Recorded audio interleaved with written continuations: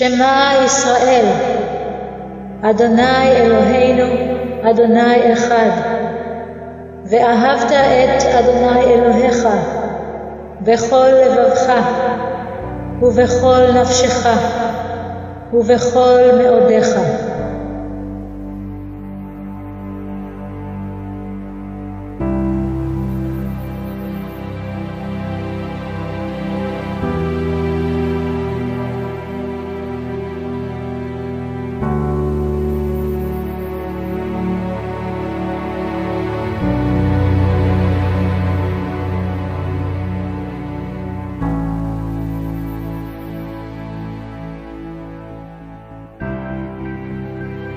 שמע ישראל, אדוני אלוהינו, אדוני אחד.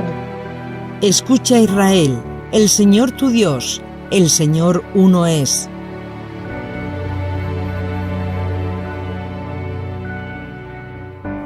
Esto es lo que significa que cada vez que los judíos confiesan el Shema, de lo cual dijo el maestro Yeshua, que era el más grande mandamiento de todos, no simplemente se está confesando el fundamento de la fe más grande y más poderosa de Israel, sino que están firmando consigo mismos la divinidad única y absoluta del Dios de Israel, del Dios de Yeshua.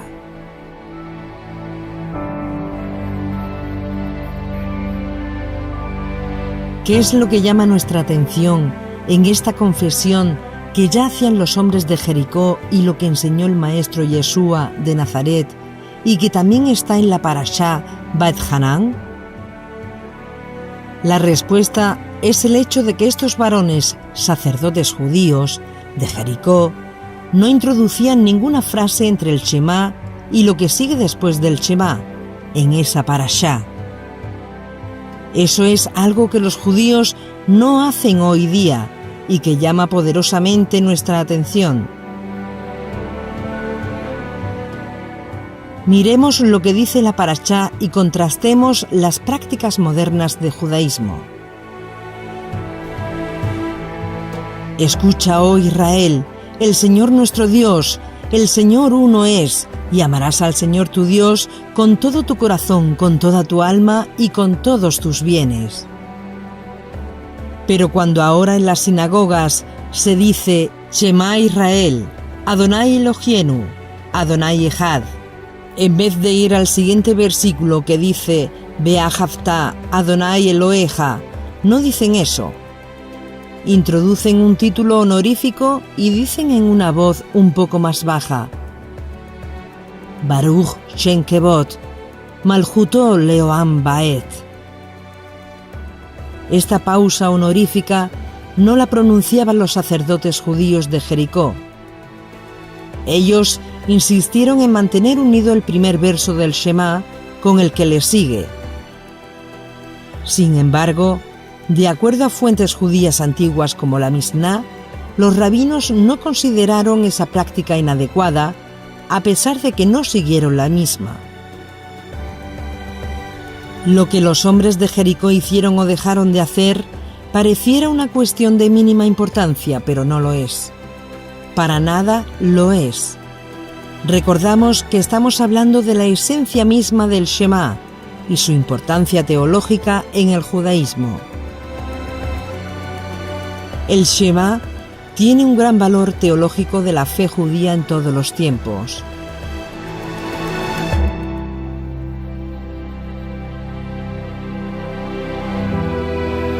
Es la afirmación de la unidad y unicidad de la divinidad. Significa que hay un Dios verdadero. Un Dios verdadero, no 2, no 3 o 613 dioses. Y significa que ese solo Dios verdadero es único y que no existe otra persona que sea Dios verdadero. y que no existe ni otra persona ni otra fuerza independiente de ese solo Dios verdadero en el universo.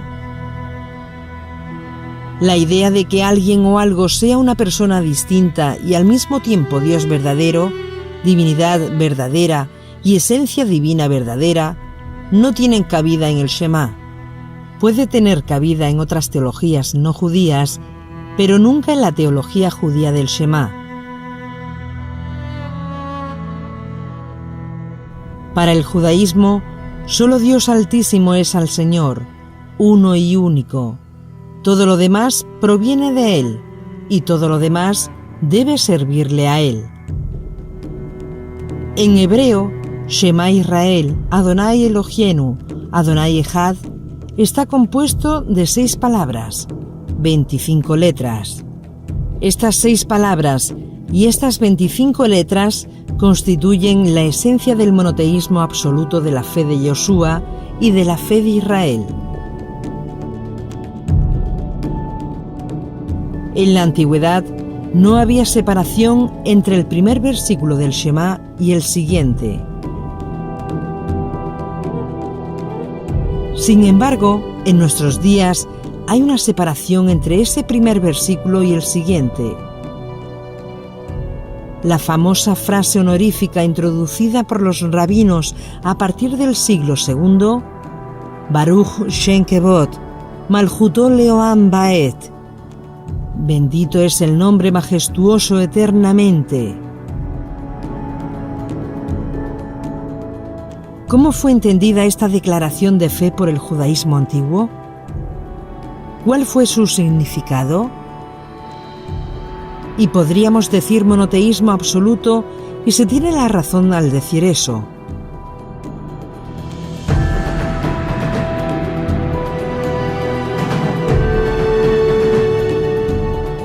Sin embargo, no todos los sabios judíos antiguos lo vieron así. Hubo sabios judíos que no lo interpretaron de esa manera. Por ejemplo, el autor anónimo del libro de los Jubileos, un judío que vivió aproximadamente 200 años antes del nacimiento de Yeshua. Era, al parecer, inconsciente de algún significado dogmático, teológico, atribuido a lo que hoy día se conoce como el Shema. Este maestro judío anónimo, que fue un cuidadoso estudioso de la Torá y que fue un cuidadoso lector de la Torá y que como tal refirió muchísimas leyes de la Torá en su libro, incluye el deber de amar a Dios que se menciona justamente después del primer versículo del Shema. Pero él nunca menciona o alude al verso que le precede. Escucha, Israel, el Señor nuestro Dios, el Señor uno es. No lo hace ni una sola vez en todo su libro, y el Jubileo tiene 50 capítulos. Entonces, si el Shema como dogma monoteísta era tan importante para el judaísmo, ¿cómo pudo este sabio judío dejarlos fuera? Lo que es más, las primeras fuentes que aluden a la práctica de recitar el Shema nunca la describen como dogma de fe. Por ejemplo, la carta de Aristeas, una obra judía helenística del segundo siglo antes de Yeshua, informa que al darnos el Shema significa que Dios nos ordena rezar cuando vamos a la cama y rezar al levantarnos de la cama. Y por lo tanto, nosotros al hacer eso debemos meditar en las ordenanzas de Dios, pensar en los mandamientos de Dios. Pero no menciona para nada ni la unidad ni la unicidad del Dios de Israel. Los descubrimientos de los rollos del Mar Muerto afirma, por otro lado, que la definición del Shema relacionado con la hora de acostarnos y la hora de levantarnos significa concentrarnos en el pacto con Dios, hablar de sus leyes y bendecir su nombre con la ofrenda de nuestros labios. Observa entonces que el énfasis de los judíos de Qumran, cuando recitaban el Shema, estaba compuesto de varias cosas: el pacto, hablar de las leyes divinas, bendecir y alabar a Dios. Pero no se menciona para nada el monoteísmo. No se menciona para nada la unidad absoluta de Dios. Josefo, al final del siglo I después de Yeshua, dice en la lectura anual de la Torá, que debe ser realizada por el sumo sacerdote, puestos de pie sobre una plataforma elevada, a favor de todo Israel, de todo aquel de la casa de Israel que sea capaz de oír y entender, sean hombres, sean mujeres o sean esclavos, que el primer mandamiento que Josefo menciona en esa lectura es el Shema. Y entonces explica, 2 veces al día, al amanecer y cuando es el momento de ir a dormir, es el tiempo cuando todos debemos reconocer a Dios por los dones que ha derramado sobre nosotros a través de la liberación de la tierra de Egipto. La ofrenda de gratitud por su naturaleza digna de elogio, en respuesta a los favores del pasado y con el fin de anticipar los favores a las futuras generaciones. Antigüedades judías.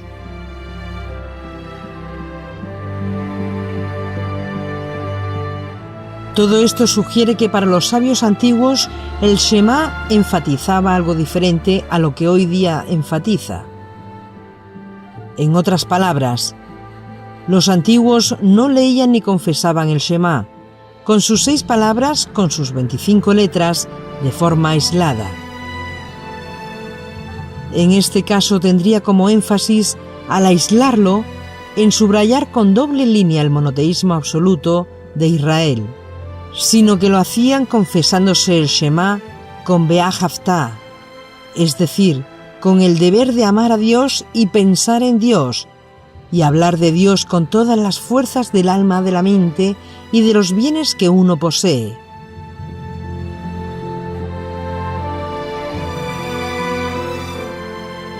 Para nosotros, lo más importante no es solamente que así lo hicieran los hombres de Jericó, sino que también así lo interpretó Yeshua. Yeshua evitó todo el tiempo romper la conexión entre escucha y amarás. Para Yeshua, el Shema debe ser interpretado como una sola idea. Escucha se expresa en amar. Por tanto, no puede haber separación entre el primer verso y el segundo verso. Una sola idea, escuchar y amar. Escucha Israel, el Señor nuestro Dios, el Señor uno es, y por tanto ama al Señor tu Dios con todo tu corazón, con toda tu alma y con todas tus fuerzas. ¿Qué significa esto? La respuesta es muy simple. Para Yeshua, Dios es el uno y único Dios, y por lo tanto, no nuestra devoción a Dios no puede ser compartida entre Él y alguna otra deidad, porque lo que nosotros podemos hacer exclusivamente es amarlo con todo el corazón, con toda el alma, con todas nuestras fuerzas, sin que medie nadie entre ambos.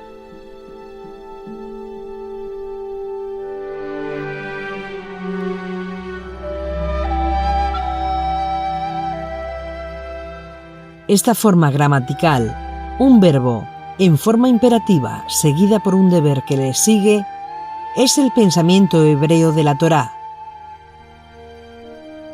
Es la mente semita antigua en funcionamiento. Escucha y amarás. Y esa función del Vav hebrea, como elemento consecutivo que lleva a la acción, es uno de los más grandes secretos del Shema.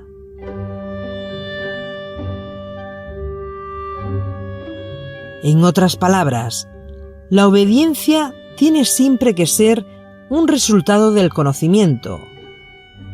Incorporar a la vida lo que aprendemos es la teología práctica del judaísmo. Y esa mentalidad judía sigue siempre un patrón, un verbo en imperativo, seguido de una acción que se le corresponde. Shema Israel, Adonai Eloheinu, Adonai Echad, Be'af Haftah, y amarás. Sin romper el texto, sin separar el texto, Be'af Haftah Adonai Eloheja. Oye Israel, el Señor nuestro Dios, el Señor uno es. Y amarás al Señor tu Dios con todo tu corazón, con toda tu mente, con toda tu alma, con todos tus bienes.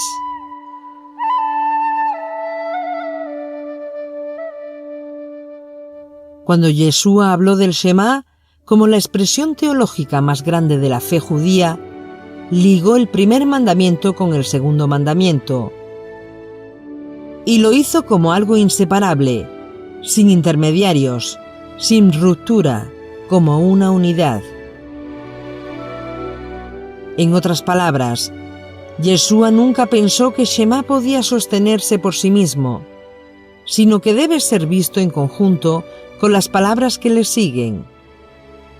Algo como esto: Oye Israel, el Señor nuestro Dios, el Señor uno es, por lo tanto amarás al Señor tu Dios con todo tu corazón, con toda tu alma, con todos tus bienes. Para Yeshua, escucha Israel y amarás al Eterno son inseparables. Sin embargo, Yeshua fue más allá aún que los hombres de Jericó, más allá aún que los fariseos de Qumran, más allá aún de lo que va a enseñar luego la Mishnah y el Talmud. Yeshua no solamente conectó y mantuvo juntos, escucha, con amarás al Eterno, sino que mantuvo juntos también esto como amarás a tu prójimo como a ti mismo. Los rabinos que vivieron después de Yeshua, a partir del siglo II, enfrentaron un mundo diferente al de Yeshua. Esos rabinos, rodeados de un fuerte monoteísmo interno, enfrentaron un mundo que no era para nada monoteísta.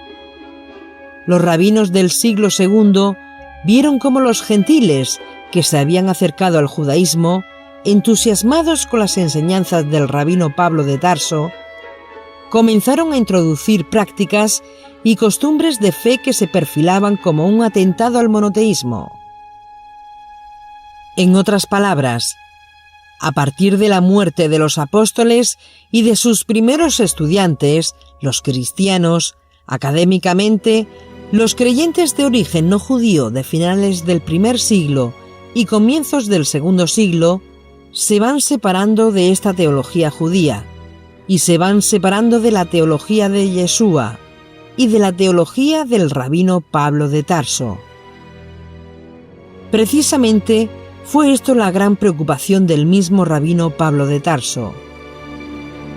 El libro que llamamos Memorias Apostólicas recoge este hecho, cuando nos cuenta que las postrimerías del servicio a Dios, Pablo llama a todos los líderes de las comunidades que él había ayudado a formar y les dice estas palabras que están documentados en Hechos capítulo 20 a partir del verso 29.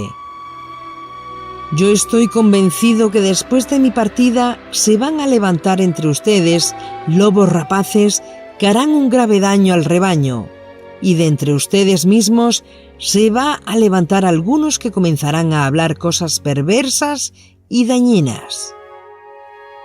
En otros lugares, Pablo anticipa sobre qué temas se van a levantar falsos maestros deseando cosas perversas y dañinas. Y él dice: enseñarán de otro Jesús y enseñarán de otro espíritu. La interpretación de Pablo por parte de esa escuela que surge con potencia 30 o 40 años después de su muerte, interpreta a Pablo de una manera no totalmente correcta. Entre los discípulos del Yeshua judío no existió ese problema. Surge de esta manera, hacia finales del primer siglo y principios del siglo II, un Jesús griego, diferente al Yeshua judío. Ese otro Yeshua, el Jesús griego, el Jesús interpretado con el helenismo, mientras que tuvo la ventaja de ser escuchado y entendido por la mayoría del mundo que hablaba griego, para entonces tuvo la desventaja de una mutación de mentalidad, una mutación de conceptos y de alteraciones biológicas serias. Pero el mundo de Yeshua fue el mundo del judaísmo. El mundo de los judíos seguidores de Yeshua fue Israel.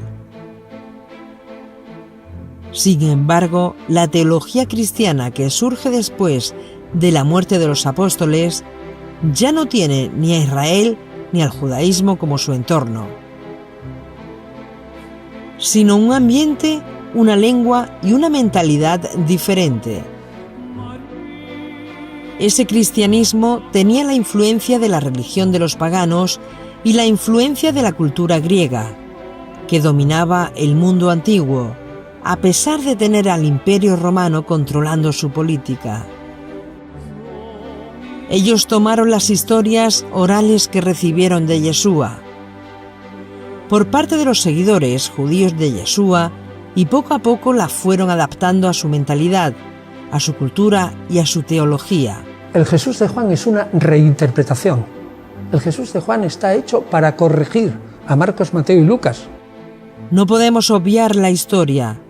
Los primeros discípulos de Yeshua fueron judíos y exclusivamente judíos. Poco tiempo después, esa fe judía del Nazareno se extiende más allá de las fronteras ideológicas y geográficas de Israel. Específicamente en Antioquía de Siria, alguien en la ciudad, y se desconoce quién, inventó el nombre de cristianos, derivado del griego, no del hebreo. Eran creyentes de origen no judío, que se unieron a la comunidad judía creyente en Yeshua como el Mesías, pero que tenían una mentalidad helenista, no hebrea. Cuando los judíos desaparecen del escenario histórico, identificable en la comunidad judía del Nazareno por las persecuciones romanas, por las masacres, es eso que hoy día llamamos antisemitismo. Se produjo contra todas las formas de judaísmo que existían en aquella época. Las sinagogas que habían recibido de los creyentes judíos en Yeshua la información teológica se vacía de judíos. Cuando ya no hubo judíos en las sinagogas, los creyentes no judíos construyeron su propio destino.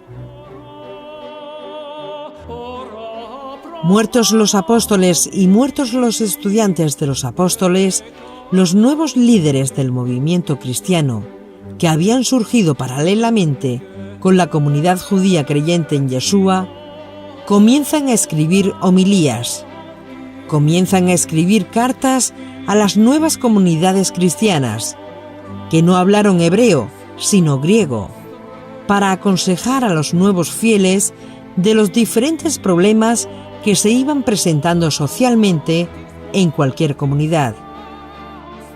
Sucede entonces que la inmensa mayoría de esos escritores consideraron apropiado apoyarse en la autoridad de algún maestro judío fallecido, especialmente el rabino Pablo de Tarso, como también de Pedro, de Santiago, y escribían cartas atribuyéndolas a esos maestros judíos fallecidos para darle autoridad requerida para que fueran seguidas sus instrucciones. Y al hacerlo así, los nuevos maestros cristianos creían estar haciendo un gran bien y creían estar haciendo un gran honor a los maestros judíos fallecidos. En los evangelios los autores son anónimos, no sabemos quiénes son, pero tienen que ser discípulos de los apóstoles de segunda o tercera generación. Pero, ¿qué ocurrió? Lo que ocurrió es que fueron añadiendo cosas y añadiendo ideas que no eran para nada las enseñanzas de los apóstoles judíos. que el Evangelio de Marcos acaba en el versículo 8 del capítulo 16 y acaba de una manera muy abrupta. Y lo que se le añade es desde el versículo 8 hasta el 20, en el siglo II se le añade un final de 12 versículos, que ese ciertamente es falso. Los nombres aparecen a mediados del siglo II, es decir, aproximadamente 100 años después de que fueran escritos esos textos. Por lo tanto, son nombres de tradición. Para nosotros, hoy día, en el siglo XXI, tal práctica nos parece no seria, pero no era así en el mundo antiguo. No era así en la cultura helenista, que apoyaba la idea de atribuir a los muertos los nuevos escritos para darle autoridad. Por eso es que tenemos, por ejemplo, escritos seculares atribuidos a Pitágoras, que no lo escribió Pitágoras. Tenemos escritos atribuidos a Platón, que no los escribió Platón. Tenemos escritos de Hipócrates, que no los escribió Hipócrates. Para los griegos antiguos era un honor escribir en nombre de su maestro fallecido. De modo que para nosotros esta costumbre ahora parece algo terrible y lo identificamos no como otra cosa que con una falsificación. Los antiguos griegos lo tenían como una práctica común. Cuando la segunda carta a los tesalonicenses, el rabino Pablo escribe: que no seáis sacudidos fácilmente de vuestro modo de pensar, ni os alarméis ni por espíritu, ni por palabra, ni por carta, como si fuera mía, como si fuera nuestra, en el sentido que el día del Señor ha llegado. Claramente podemos observar que ya desde los días apostólicos, y el mismo Pablo de Tarso lo decía, existían enseñanzas orales, supuestos oráculos en forma de profecías y cartas, que llevaban la autoridad a los apóstoles, pero que no fueron escritas por los apóstoles. Y en esas enseñanzas orales, y en esos oráculos y en esas cartas, introducían enseñanzas que no habían sido dados por los judíos creyentes en Yeshua. Más tarde, no solamente ocurrieron estas cosas con las cartas apostólicas, sino que se introducen cambios en las enseñanzas de Yeshua y en los dichos del propio Yeshua. Existen incluso estudios de cómo, sobre el texto que nosotros reconstruimos originalmente, los copistas lo modificaron en un sentido herético o en un sentido ortodoxo. Cada evangelio tiene una historia compleja de su composición, sobre todo el de Marcos y especialísimamente el de Juan, en el que intervinieron muchas manos y que se fue formando lentamente. Y del Evangelio de Marcos sabemos que hubo 2 o 3 ediciones. Es decir, se tomaron los escritos originarios y comenzaron a editarlos y a hacerlos más accesibles a la realidad de la cultura helenística y romana en las cuales ellos vivieron. Y estos cambios se notan ya en algunos manuscritos griegos del Nuevo Testamento, donde editores cristianos posteriores editan el texto para hacerlo más accesible a su mundo y para hacerlo más accesible a su cultura, sin darse cuenta que al hacerlo así se estaban alejando del mundo judío. Lo que predicó Jesús está recogido en los evangelios, pero reinterpretado también. Lo que hay que hacer es quitar la reinterpretación y dejar los dichos y hechos de Jesús reducidos al esqueleto. Un ejemplo simple de los muchos que existen, Marcos capítulo 10, verso 22, de un texto griego que fue conocido en aquella época a partir del siglo II, dice lo siguiente: si la mujer repudia a su marido y se casare con otro, comete adulterio. Esas palabras nunca pudo haberlas pronunciado Yeshua. Jamás pudo haber pronunciado semejante barbaridad, porque la ley judía solamente permite al marido dar carta de divorcio.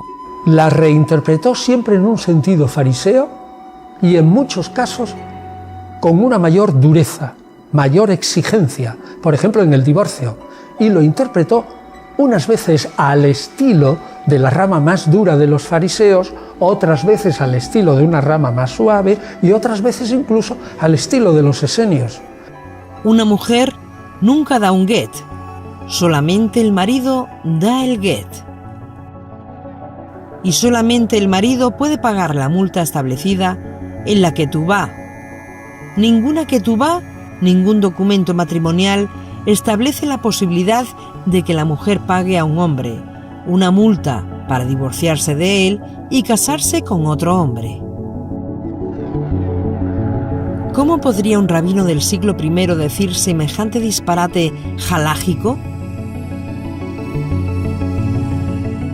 En el mundo judío esto era una imposibilidad, pero en el mundo no judío, en el mundo romano y de acuerdo al derecho romano de la época, la mujer sí tenía el derecho de dar una carta de divorcio. ¿Qué hicieron los editores que copiaron el documento original de Marcos? Lo editaron para que sus creyentes romanos y griegos pudieran tener algo mucho más accesible, poniendo en los labios de Yeshua algo que lo presenta ante la comunidad judía como un rabino hereje, un rabino que rompe con el judaísmo y que se aparta de la fe judía. Mucho más acorde con lo que creemos la verdad histórica y la reconstrucción del Jesús histórico, pensar en un Jesús totalmente observante, totalmente judío, totalmente apegado a la ley, maestro de la ley, que jamás quebró la ley, ni siquiera quebrantó el sábado. Esta imagen de un Yeshua que rompe con el judaísmo y que cree algo diferente al judaísmo, el cristianismo, es la piedra de tropiezo más grande que existe y que tiene el pueblo judío actual para considerar seriamente a Yeshua. Jesús, en una palabra, fue tan judío que no intentó fundar cristianismo ninguno. El momento ha llegado para que esta piedra sea removida y el Yeshua judío, un judío que está en línea con la Torá, con los profetas, con Moisés, sea conocido en nuestra generación. Y como el mismo Yeshua dijo, yo si fuera levantado, a todos voy a traer a mí mismo. Lo mismo pasa con la idea de Jesucristo como fundador del cristianismo. Pero nada más lejos de la verdad histórica, los creyentes de origen no judío fueron los que crearon eso que se conoce históricamente como la Iglesia o cristianismo. Algo totalmente impensable en la mente del rabino Yeshua o en la mente del rabino de Saúl o Pablo de Tarso. Decirle a los judíos que por creer en Mesías ya pueden dejar de ser judíos es absurdo para el Pablo auténtico. El Jesús transmitido y recordado en griego es un Jesús no original. Un Jesús reinterpretado, repensado y reescrito. El texto que dice, tú eres Pedro, y sobre ti edificaré mi iglesia, es evidentemente un trabajo editado de una teología cristiana, información para vender la idea de que Yeshua es el creador del cristianismo, de la iglesia, y que Jesús se separó del judaísmo y creó un nuevo Israel. Cada evangelio tiene una historia compleja de su composición, sobre todo el de Marcos y especialísimamente el de Juan, en el que intervinieron muchas manos y que se fue formando lentamente. Y del evangelio de Marcos sabemos que hubo 2 o 3 ediciones, pero una vez que eso se fijaron a finales del siglo I, a lo mejor el evangelio de Juan tardó unos 30 años en formarse y componerse, pero una vez que se empezó a editar en público ya no cambió. Cuando los rabinos del siglo II en adelante se encontraron con esta teología cristiana ya separada del judaísmo, lógicamente vieron en Yeshua un hereje. Nunca podría alguien aspirante a ser el Mesías de Israel hacer una cosa tan horrenda como esa. La diferencia académica entre el Yeshua de la historia y el Jesucristo de la fe es el resultado de un proceso de mutación cultural que se da en el mundo no judío, cuando los creyentes de origen helenista van adaptando más y más la figura rabínica de Yeshua a su mentalidad, a su filosofía y a sus costumbres culturales.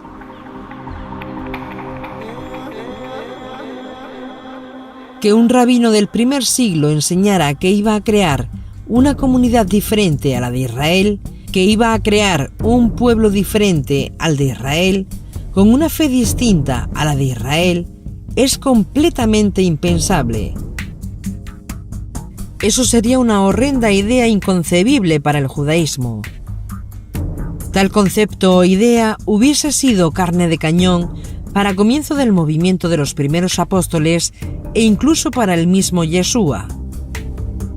Lo que fue horrendo para los judíos del segundo siglo fue el ajuste cultural de los griegos de segunda y tercera generación después de Yeshua.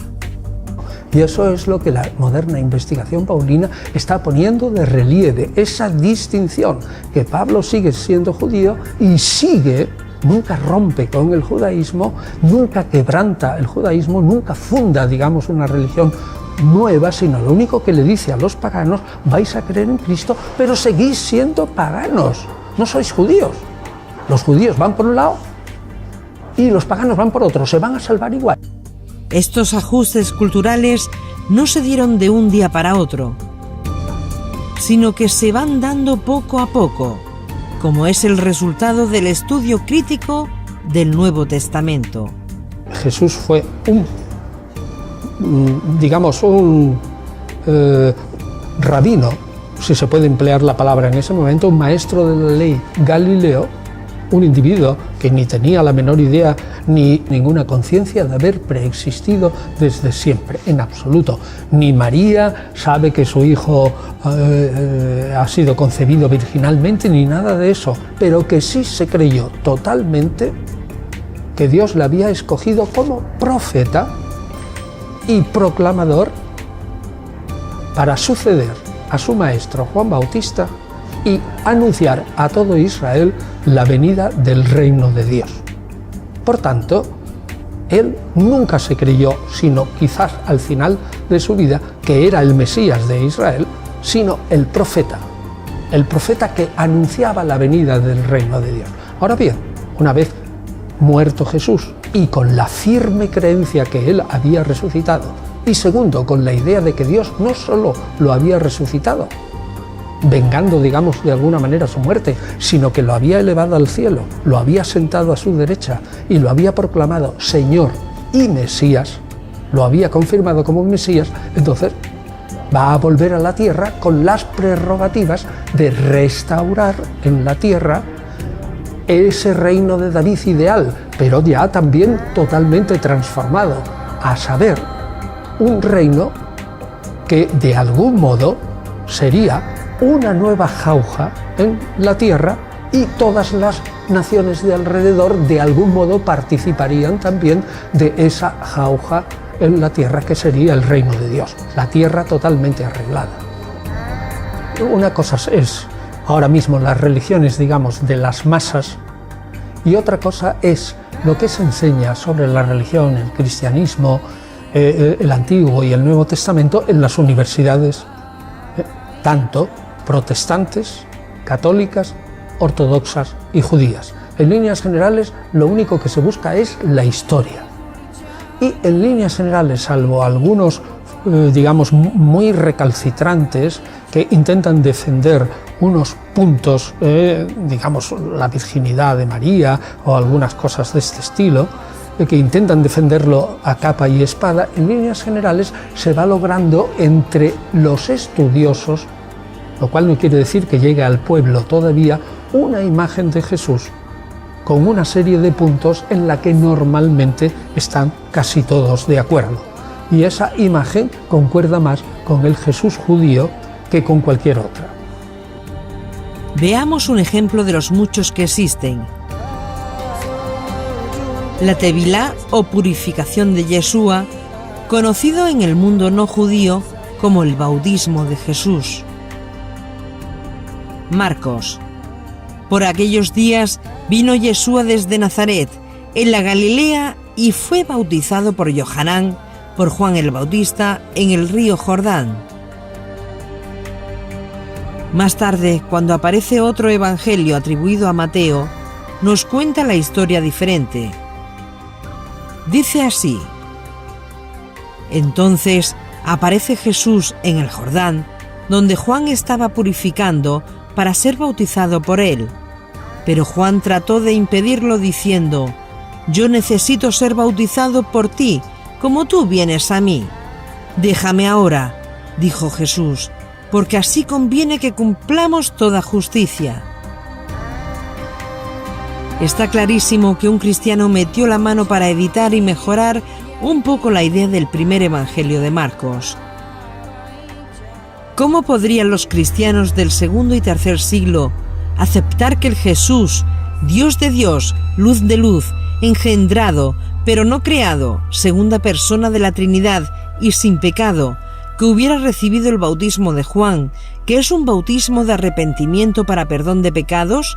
Si, ¿de qué pecados se iba a arrepentir Jesús?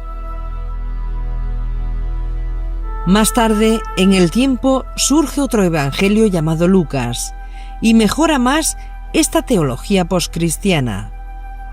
Lucas capítulo 3, a partir del verso 18, nos dice algo muy interesante.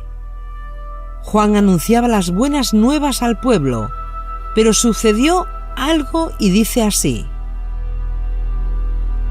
y también con muchas exhortaciones. Pero Herodes, el tetrarca, siendo reprendido por él por causa de Herodías, mujer de su hermano, y por todas las maldades que Herodes había hecho, añadió además de todas ellas, encerrar a Juan en la cárcel. Encerró a Juan el Bautista en la cárcel, y solamente después que Juan está encerrado en la cárcel, viene la historia del bautismo de Yeshua. El verso 21 dice: aconteció que cuando todo el pueblo estaba bautizándose, también Jesús se bautizó. Puesto en oración, el cielo se abrió.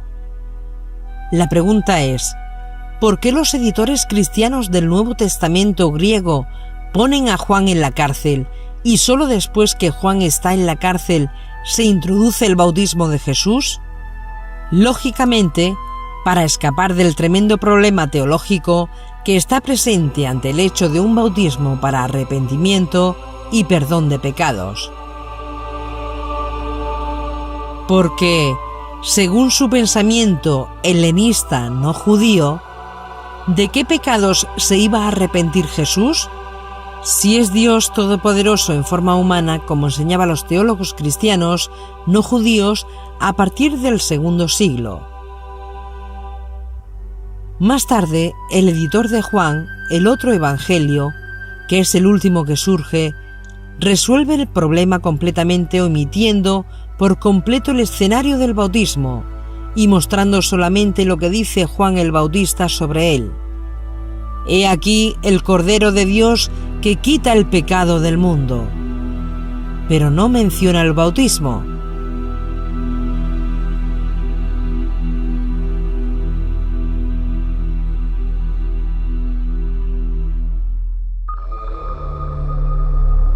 El Evangelio de Juan es el más tardío de todos los evangelios.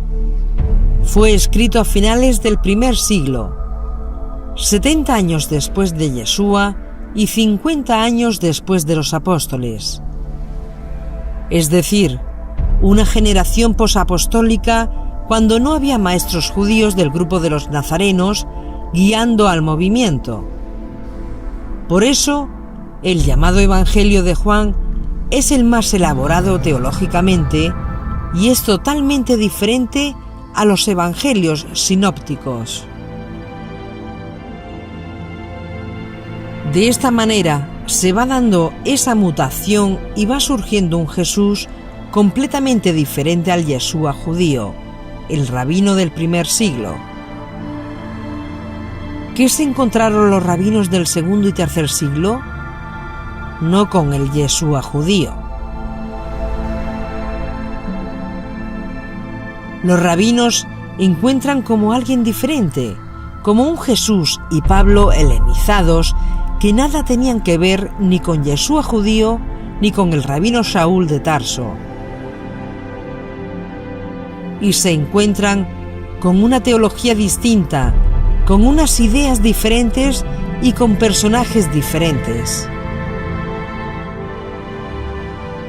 Y es en ese contexto nuevo cuando los rabinos se encontraron con eso. Consideraron oportuno construir un puente, una cerca de protección alrededor del monoteísmo judío. Y establecieron entonces esta cláusula honorífica que cita el Shema, subrayando y destacando sobre todas las cosas la unidad y unicidad del monoteísmo hebreo. Y precisamente estas fueron las cosas que los hombres sabios de Israel, incluyendo al propio Yeshua y sus estudiantes originarios, defendieron con toda su vida.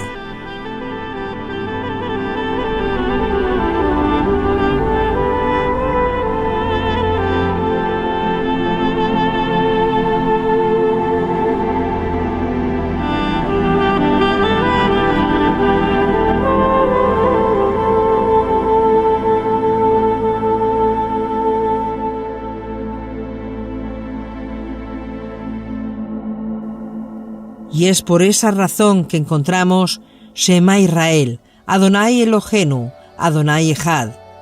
Y ahora viene la cláusula Baruch Shem Kevod, Malchuto Leoam Baet. Escucha Israel, el Señor nuestro Dios, el Señor uno es. En resumen, la interpretación rabínica se vio forzada a hacer del Shema, que es el tema de este capítulo, en una interpretación aislada de la verdad del monoteísmo judío, debido al avance y al desafío que el cristianismo presentaba para ellos a partir del segundo y el tercer siglo.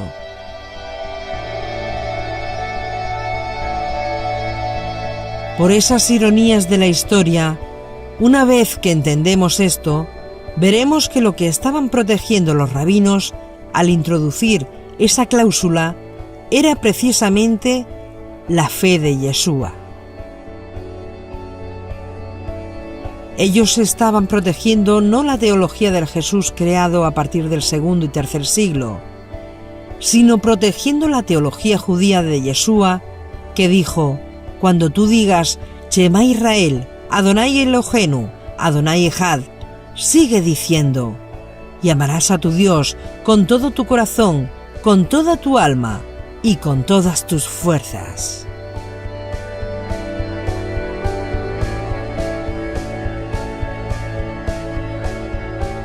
Con esta analogía de palabras, los rabinos, sin querer queriendo, estaban protegiendo teológicamente a Yeshua. Además de filólogos y estudiosos mundiales de las Escrituras, hay de miles de personas en el mundo de cristianos que están sospechando que algo se ha enseñado mal. Muchos sospechan que algo se ha modificado y que hay ciertas prácticas, costumbres, teologías y dogmas cristianos que no tienen sentido.